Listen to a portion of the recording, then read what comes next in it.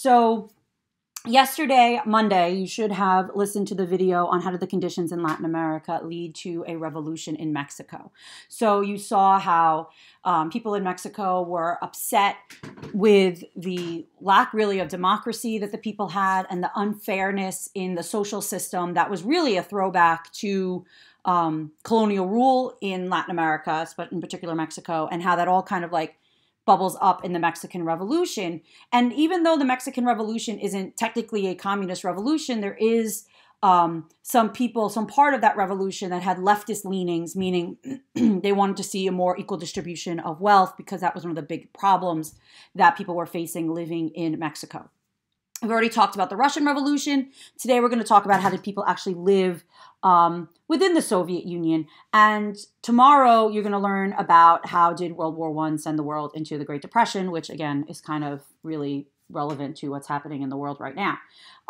So think about what type of life did Lenin promise the Russian people. If you remember, his motto was peace, bread, and land. So he was going to get them out of World War I, give them peace.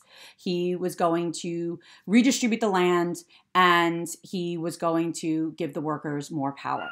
So what we see, though, as the Soviet Union actually, begins to develop and the Communist Party takes over, we see that freedom of expression was very much controlled within the Soviet Union. And you could even see this back towards the end of, Lenin's time. Lenin dies in like 22, and then Stalin comes to power. And we'll talk more about Stalin later.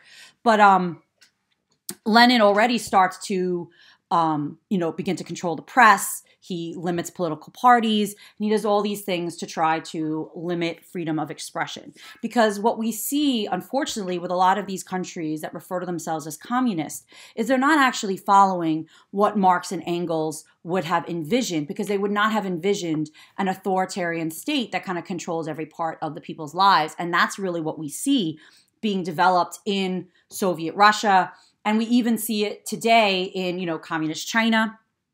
And we even see it in Russia today under Putin, because he controls a lot of the press, and people really do not get to see, unbiased accounts of the news. It's always going to put, Putin in a more favorable light. So now after Lenin dies in 22, Stalin becomes the leader. And Stalin is the leader all through World War II and until 1953 when he dies. Now, Stalin was seen as a hero to the Russian people who had saved Russia from the Nazis. So World War II really encouraged the growth of like Russian and Soviet nationalism. So the media, we also see this is when the Cold War really begins to pick up. And so propaganda is going to become a big way to kind of keep the Soviets kind of against the United States. So in Russian media, the U.S. is going to be seen as an evil power that distorts society. And they're going to keep that fear that the U.S. is trying to kind of like take over the Soviet Union as a way to get people to kind of be willing to deal with this more strong authoritarian government, because, if you don't, the U.S., the big bad U.S. is going to come in and take everyone over. So as a result, anyone who dissented, who spoke out against Stalin or even subsequent leaders, were harassed, some were arrested, some were forced to leave. And you guys read Animal Farm in English class, and you'll know that how when Napoleon takes over, he really becomes this very cruel dictator. And Stalin, sent people to gulags and forced them into work camps and pretty much worked people to death. And millions of Soviets died under the reign of Stalin. So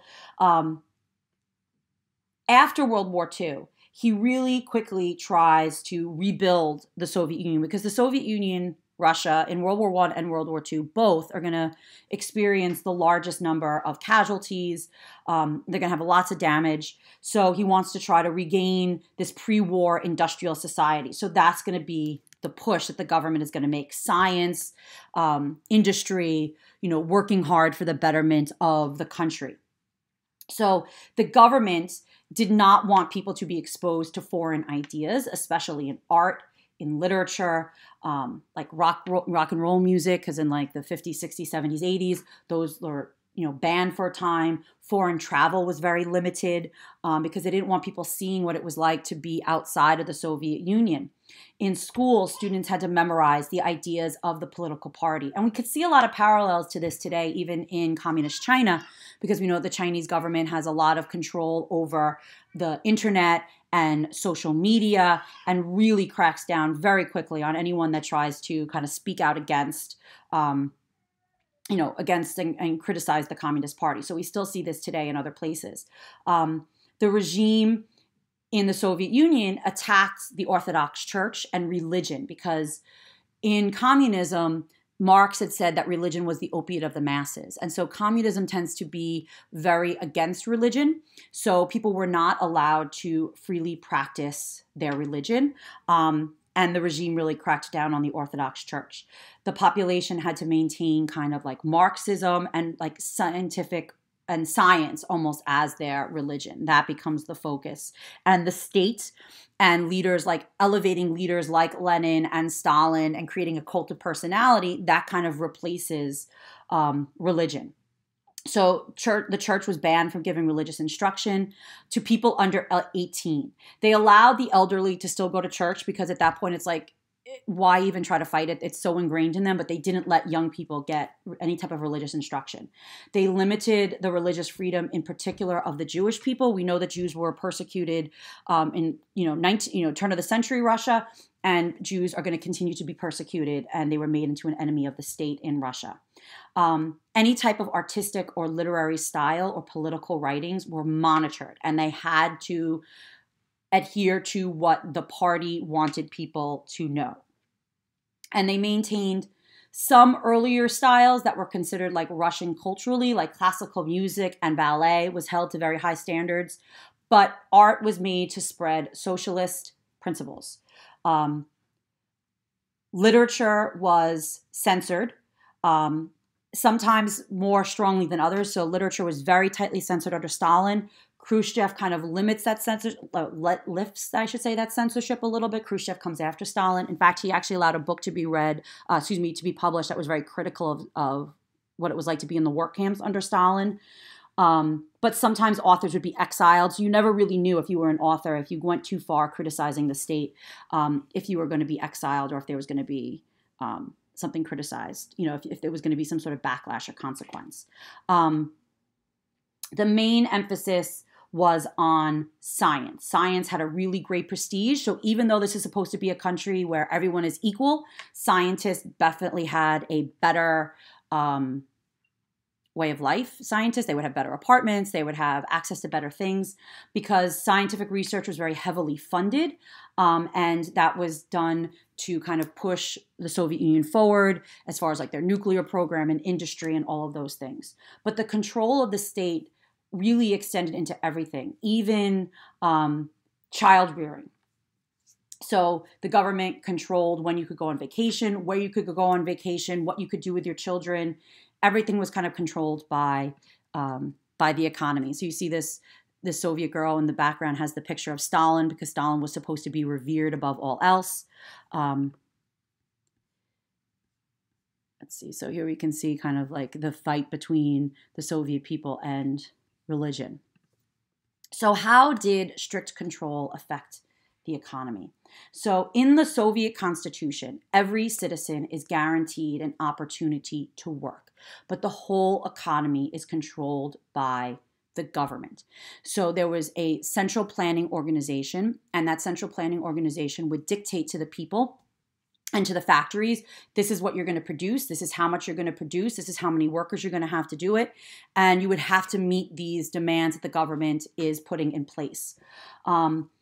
But because everyone was guaranteed a job, people faced no danger of being fired, and there was no reward really for working hard. I think we talked about this when we talked about communism in general. This whole idea of work according to your ability, get according to your needs, kind of takes away that incentive. And us as human beings, we like to have an incentive to work hard. Like, no one's really going to work hard if you're not getting anything at the end. Like, if I'm not getting paid, like, what's my incentive to, get up and do my work every day? There really is no incentive. Or if I know I'm going to get paid whether I do my work or not, well, what's my incentive to do my work? So that was kind of a great weakness in the Soviet system because they took away that incentive. So people that worked hard kind of are like, well, what's the point? And it kind of encouraged people to just basically do the bare minimum. But this central planning organization in the Soviet economy was called Gosplan, and they issued the quotas to managers. They just had to fill this quota. So the result was very low quality goods, poor service. Motivation was a big problem. Discipline was a big problem. There was lack of individual incentive even with the collectivized agriculture because they were putting everyone onto these large collectivized farms. But they would all work together and work the land. But again, there was no incentive. So production levels were very low. And quite often they had to import agriculture in particular from the United States in order to be able to feed their people. There was also very high rates of alcoholism across the Soviet Union. But between 1920 to 1950, though, they were able to create a fully industrialized society. And they didn't experience a Great Depression, which is going to make communism from the outside looking in very appealing to a lot of people, especially as capitalism is being questioned and, world production levels are down because of the Great Depression and people are waiting on bread lines and people don't have work. And you see the Soviet Union, everyone's working and they're becoming an industrialized economy. But there was a very big imbalance between heavy industrialized goods and consumer items. So very little consumer items were produced. So if you needed to buy your child a new pair of shoes because they outgrew them, you'd probably have a really hard time finding those shoes. Housing was not very well funded. So instead of building more apartments as more people were moving into the cities to take these industrialized jobs, they would just subdivide the apartments. So say you had an apartment you lived in with your family, it was like a 2-bedroom apartment. And basically the government one day is going to come in and say, okay, another family is moving into this apartment. So we're going to build a wall down the center. You're going to have to split it with this other family and you're going to share the kitchen and you're going to share the bathroom. And sometimes you would have like multiple families basically sharing one apartment because instead of building new apartment buildings, they just subdivided the apartments. So that was one of the big problems because their main focus was on the arms race with the United States and the Cold War and building up armaments and building tanks and focusing on their nuclear programs and not really focusing on consumer goods. So capital that should have went to agriculture or went again to building more apartment buildings went into the production of heavy industry.